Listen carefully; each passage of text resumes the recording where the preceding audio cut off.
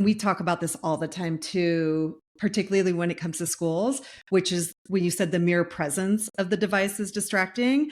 I don't think people really understand what that means, but there have been studies that show that just the presence of it is going to, it's kind of like, I think it's Sherry Turkle said, we're forever elsewhere, right? So just knowing that we can get to it is a form of distraction. So like when we work with schools, we talk about, hey, it's in the backpack. That is not a wait for the day strategy. Like it needs to be physically separated, as well as, we talk about removing it from the nightstand, for example, right? Like just knowing it there. There's studies that say like just having it there will affect your sleep, like whether you're on it or not. So I think that's a really important thing to highlight. And then you mentioned the 23-minute statistic. We also have this in our parent eds, which is what you were referring to is if you are in a deep state of focus and you get interrupted, that it takes 23 minutes to get back into that same state of focus. Sounds crazy, but it's true. We're not talking about jumping back and forth between tasks. We're talking about if you're really focused and flowing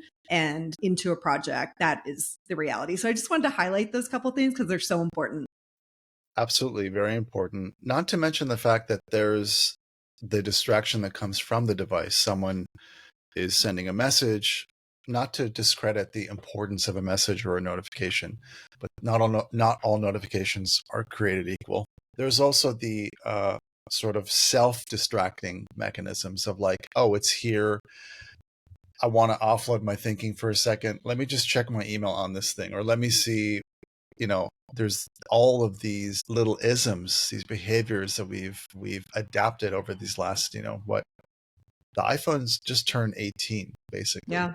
So we're like just barely 18 years into this, Mm-hmm. large scale experiment.